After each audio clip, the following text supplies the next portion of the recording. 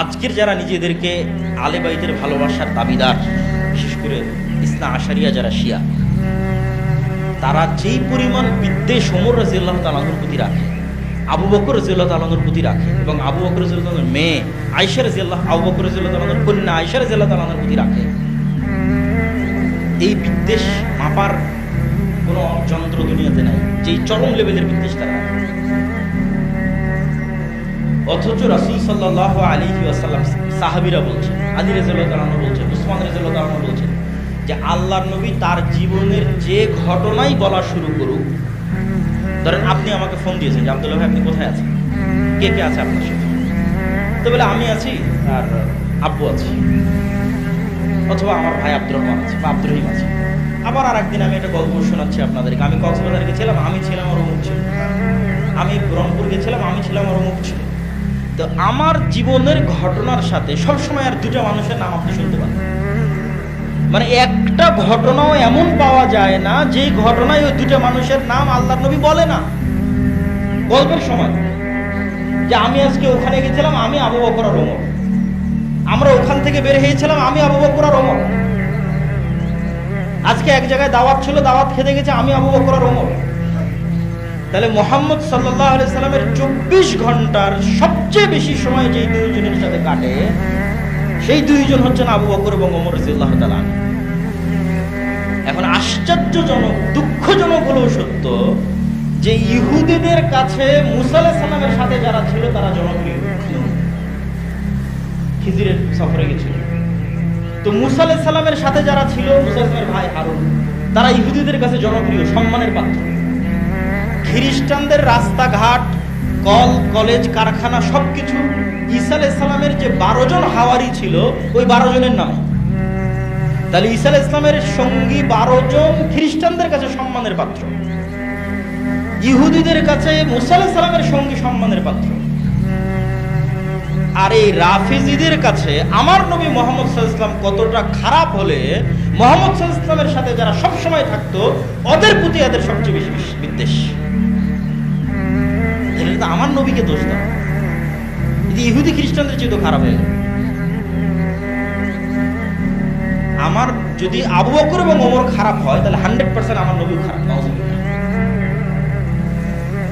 তাহলে আবু বকর এবং ওমরের প্রতি বিদ্বেষ পোষণ করা তো বহু দূরের কথা, ভালোবাসা থাকলে ওটা ঈমানের অংশ, আর না থাকলে, বিদ্বেষ থাকলে কাফের হয়ে যায়।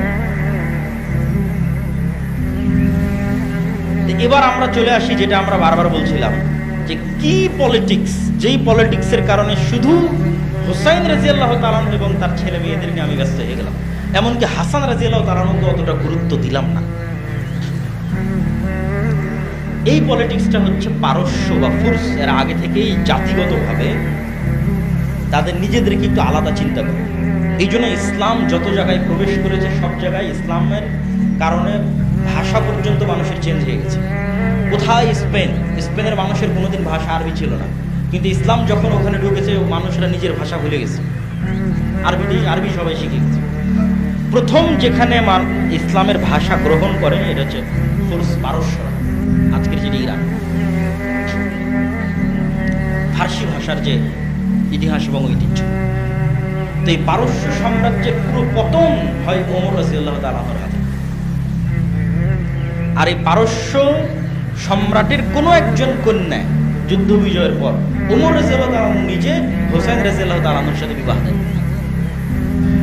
এই লিঙ্কটা ওরা ঐতিহ্য হিসেবে ধারণ করেছে, যে আমাদের পারস্য সাম্রাজ্যের যে ইতিহাস, এই ইতিহাসের একটা পার্ট হুসাইন রাদিয়াল্লাহু তাআলার সাথে কানেক্ট হয়ে গেছে।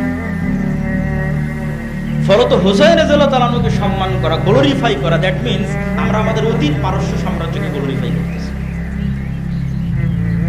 আর এই হৃদয় বিদারক গল্প বানিয়ে এইটার ভিকটিম করব হচ্ছে যারা পলিটিক্সে আমাদের বিরোধী, তাদেরকে ভিকটিম করব।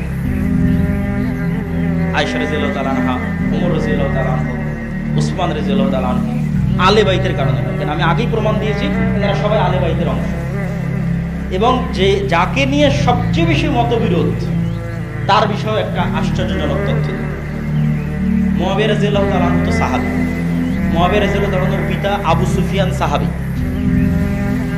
এটা ঠিক যে আবু সুফিয়ান রাদিয়াল্লাহু তাআলা আনহু মক্কা বিজয়ের পূর্ব পর্যন্ত মক্কার কুরাইশদের সর্দার, বদরের যুদ্ধে আল্লাহর নবীর বিরুদ্ধে, উহুদের যুদ্ধে আল্লাহর নবীর বিরুদ্ধে নেতৃত্বে, খন্দকের যুদ্ধে আল্লাহর নবীর বিরুদ্ধে নেতৃত্বে, মানে মক্কার কুরাইশদের আবু জাহালের পরে সবচেয়ে বড় সর্দারের একজন আবু সুফিয়ান রাদিয়াল্লাহু তাআলা। কিন্তু মক্কা বিজয়ের সময় তিনি ইসলাম গ্রহণ করেন। তো এইটার কারণে কি তাকে, তার প্রতি কোনো অসম্মান, তার প্রতি কোনো দোষ ত্রুটি দেওয়ার সুযোগ আছে কিনা, এই প্রশ্নের উত্তর হচ্ছে যত সাহাবী ইসলাম গ্রহণ করেছে এরা সবাই আগে কোনো না কোনো ভাই মুহাম্মদ সাল্লাল্লাহু আলাইহি ওয়াসাল্লামের শত্রু ছিল। ওমর রাদিয়াল্লাহু তাআলা নিজেই ছিল, খালিদ বিন ওয়ালিদ নিজেই ছিল, আমর ইবনে আল-আস নিজেই ছিল।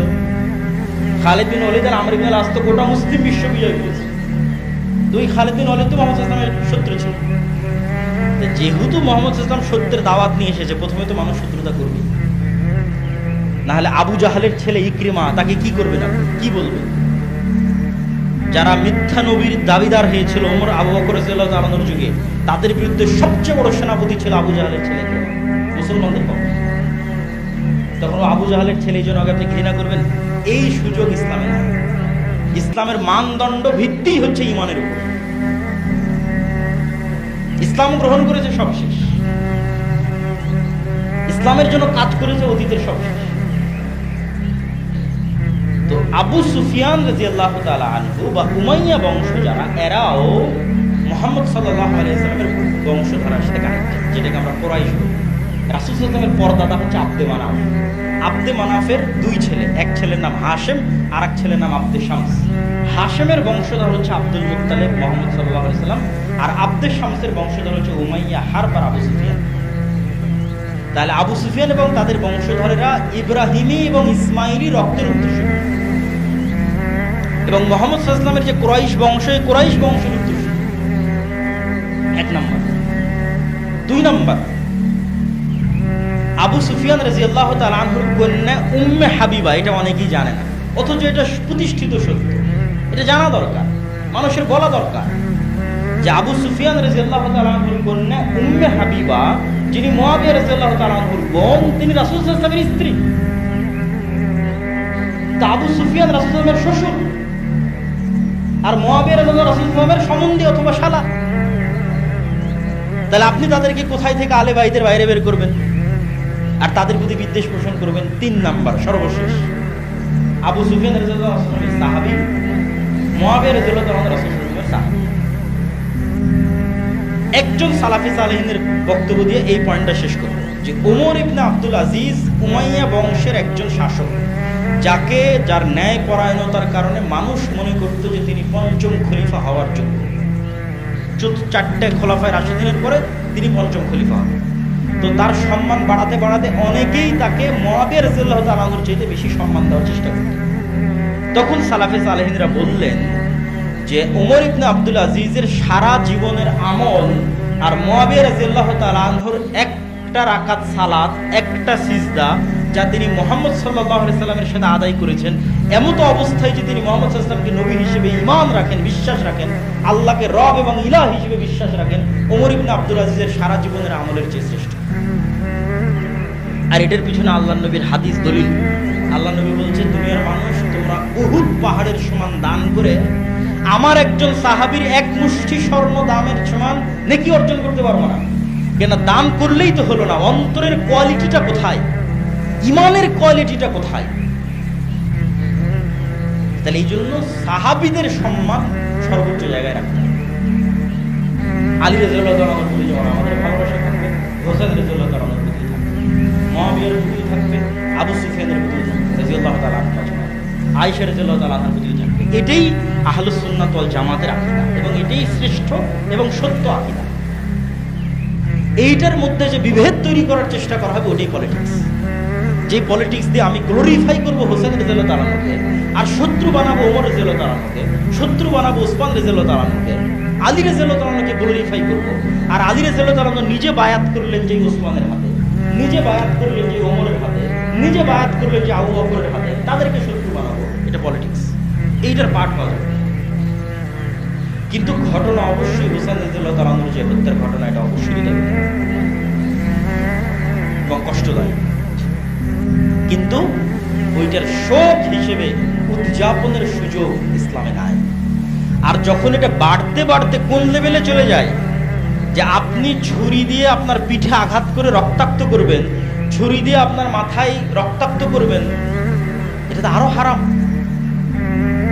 রাসূল সাল্লাল্লাহু আলাইহি ওয়াসাল্লাম বলছে সে আমার উম্মতের অংশ নয় যে শোক পালনে তার গাল টানে, তার জামা ছিঁড়ে, সে আমার উম্মতের অংশ নয়। রাসূল সাল্লাল্লাহু আলাইহি ওয়াসাল্লাম বলছেন জাহিলি যুগের 4টা বৈশিষ্ট্যের একটা বৈশিষ্ট্য খুব ভয়ঙ্কর, সেটা নেয়াহা, শোক উদযাপন করা। এটা জাহিলি যুগের বৈশিষ্ট্য। এবং ওই যে হারাম মাসের বিধানের মধ্যে যে আয়াতটা পড়লাম, ওই আয়াতের সর্বশেষ অংশ হচ্ছে ফালা তাজলিমু ফীহিন্না আনফুসাকুম, তোমরা নিজেদের উপর জুলুম করিও না। আত্মহত্যা ইসলামে হারাম কেন? আপনি নিজে নিজের হাত কাটতে পারবেন না, এটা হারাম। এটা মানুষের সম্মান। আমরা যে মানুষের সম্মানের আলোচনা করলাম, হারাম মাসের সম্মানের আলোচনা করলাম, তাহলে আপনি শোক পালন করতে গিয়ে, তাজিয়া মিছিল করতে গিয়ে নিজের উপর জুলুম করবেন, অত্যাচার করবেন, আর সেটা দিনের অংশ হবে যে এটা সম্ভব। তো প্রিয় উপস্থিতি, আমরা আমাদের আলোচনার সারমর্ম করি। আমাদের আলোচনার সারমর্ম হচ্ছে আমরা হারাম মাসের মধ্যে আছি। মাস যেমন হারাম হয়, এলাকা তেমন হারাম হয়, যেমন মদিনা হারাম সম্মানের কারণে হয়। অনেক হালাল বিধান তখন হারাম হয়ে যায়। আর আমরা হারাম মাসের যে মুহররম মাস আছে, মুহররম মাসের 10 তারিখ আশুরা শরীয়তে যেই কারণে উদযাপিত, সেটা হচ্ছে মুসা আলাইহিস সালামের নাজাতে মুসা আর ফেরাউনের ধ্বংস। তাহলে আপনি মুহররম থেকে যদি কিছু শিখতে চান, তাহলে মুসার ফেরাউনের ইতিহাস আপনাকে পড়তে হবে। এবং এটা অন্য আর একদিন যদি আমাদের পক্ষে সুযোগ হয় আমরা আলোচনা করবো ইনশাআল্লাহ, বা আমার আগের অন্য আলোচনা থেকে আপনারা শুনতে পারেন বানু ইসরাঈলের ইতিহাস থেকে। আর এই দিনে যে বিষয়গুলো উদযাপিত হচ্ছে আমাদের সমাজ এবং রাষ্ট্রে, ভারত উপমহাদেশে, কেন আমরা ইরান শাসিত, পারস্য শাসিত, শিয়াদের লিগ্যাসি আমরা বহন করি, এর অসংখ্য আলামত আছে।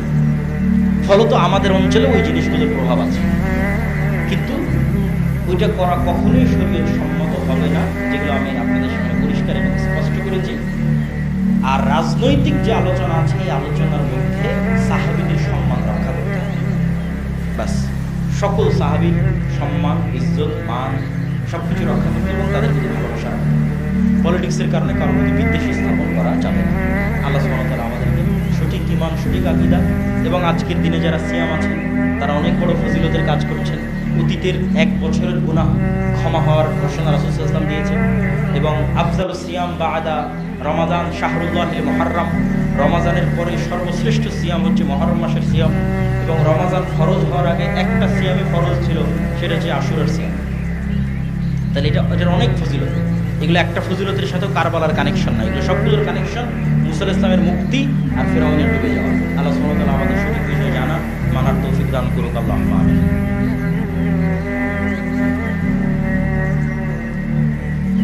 আলহামদুলিল্লাহি ওয়াহদা ওয়াসসালাতু ওয়াসসালামু আলা মান লা নাবিয়্যা বা'দা। ইয়া আইয়ুহাল্লাযীনা আমানু সাল্লু আলাইহি ওয়া সাল্লিমু তাসলিমা।